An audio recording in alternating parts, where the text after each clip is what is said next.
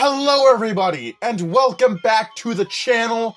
Furthermore, welcome back to yet another exciting Funko Pop review. Tonight we're taking a look at the supersized Falin Chimera as part of the Pop animation line. This is from the show Delicious in Dungeon, which is on Netflix. This is an anime that is blending Dungeons and Dragons with cooking shows, is the only way I could describe this, from what I've seen and what people have told me. Anyway, you can see the Falin Chimera, which, as you can see, is a human woman, a white harpy, and a dragon. Specifically a red dragon, feeding more into Dungeons and Dragons with the elemental chaotic dragons. But really, really cool. You can see there's a dinner plate with some utensils, Delicious in Dungeon. Really cool kind of gold and red scale pattern, a render of the figure. You can see the figure, of course, in the window, and her name. You can see the side of the box, which features another render of the figure, her name, the number the figure is in the line, pop animation, and this really cool kind of frame design. Back of the box has what I can only describe as like this menu, this ornate menu design, which I feel is on brand for something that is literally just a Dungeons and Dragons cooking show in the anime style. You can see the other characters in the set. We have Laios, we have Marcel, we have Chili Cook, we have Shenshi, and then we have the Falin Chimera Super, which is this figure that we're taking a look at right now. I love how like the look at the different figures in the collection is on this scroll. That's really cool. Side of the box, you can see the name of the character, the number, you can see her peeking, you can see pop animation, and the top of the box, you can see her peeking. It says Funko and pop animation. And that pretty much wraps up the box on this one. So without further ado, I'm going to take a few minutes to get this one unboxed. Don't go away. There's more Funko Pop review to be had. Alright, here is the supersized Falin Chimera from Delicious in Dungeon out of the box. And I gotta say, this is an amazing figure of the character. I've seen the scene where the characters stumble across Falin in her chimerified form, and, well, stuff happens in that scene.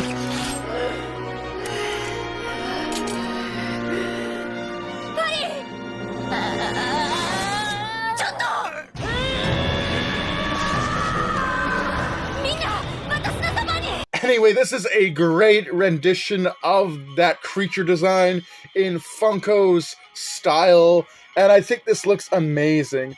I love all of the feathers and the scale detail. Even her hair is nicely wavy. Really, really cool. Now, looking at the figure itself, you can see the top half is mostly human, still retaining most of Falin's upper body. You can see, like, she basically has no clothes on, but the feathers from the harpy do a good job of hiding her things, like, you know, cleavage, and, you know, because she doesn't really have a crotch, it just goes into the harpy as the lower abdomen, I guess you would call it. It doesn't have any privates. So the feathers do a good job of really covering up her privates. Her expression just kind of seems very, like, meh. Like, she doesn't really have any sort of intense emotion she's expressing. She's just kind of there.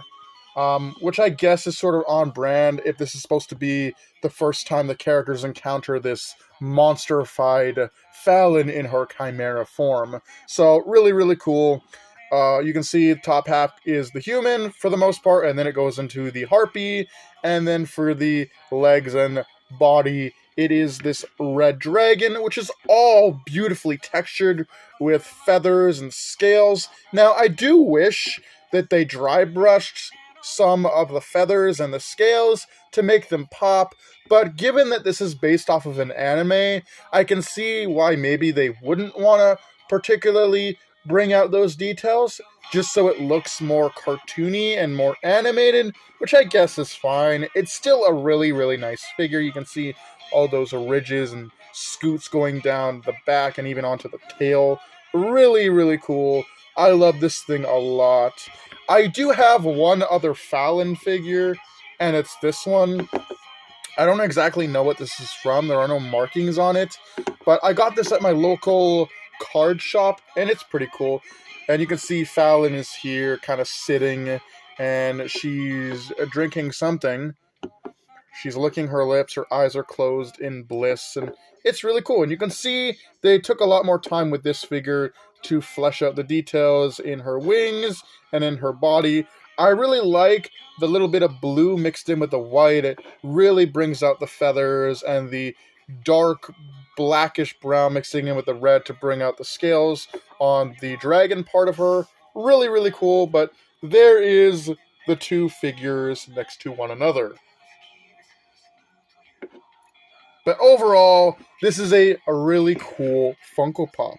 I quite like this a lot. Now, she does have articulation in her head, and it can move side to side with a great degree of movement. No exorcist, no all the way around because of the claws on her wings.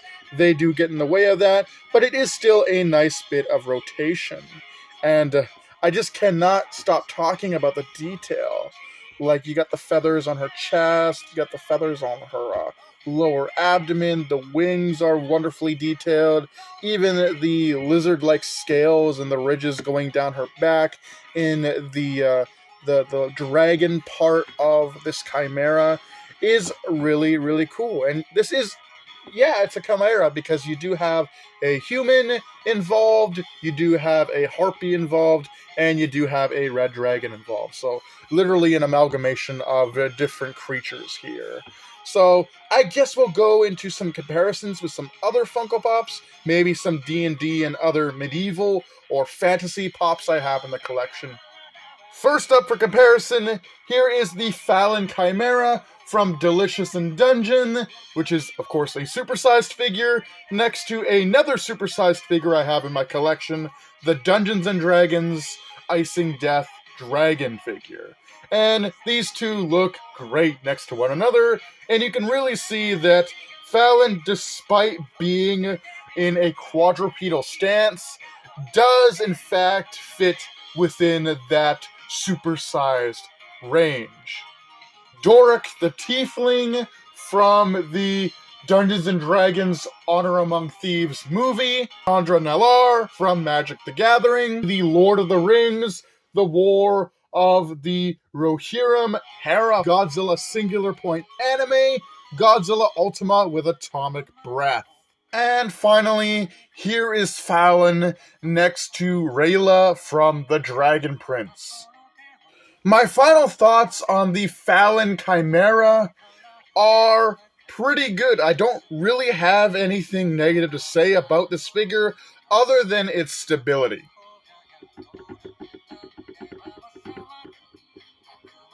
I don't know why that is, because it has 4 legs.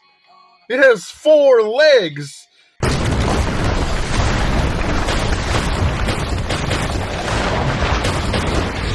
Yet it wobbles just by me touching the head and applying a little bit of force.